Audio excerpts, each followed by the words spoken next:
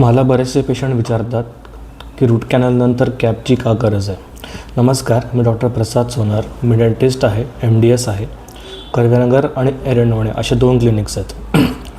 जसं गाडीला इंजिन असते आणि इंजिनच्या साहाय्याने गाडी पुढे जाते, पण जर कारला चाकच जर नसेल तर गाडी पुढे जाणार नाही.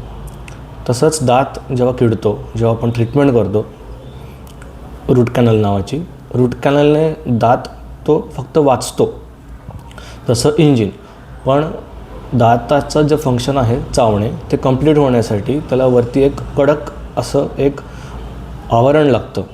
जे खराब दात जो आधी होता तो वीक झालेला होता, तो आपण जेव्हा रूट कॅनल कंप्लीट करतो त्याचं इन्फेक्शन तर जातं, पण तो चावण्यासाठी जो कडक सरफेस पाहिजे तो त्याला कॅप देते.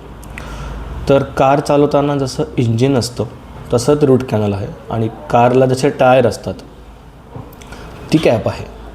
तर रूट कॅनलनंतर कॅपची गरज ही आहे की चावण्यासाठी जर सरफेस कडक हवा असेल, जसा आधी तुमचा दात होता नॅचरली किडण्याच्या पहिले जसा स्ट्रॉंग दात होता, त्या कंडिशनला जर ती रिपेअर करायचं असेल तर आपल्याला कॅप काढावी लागते.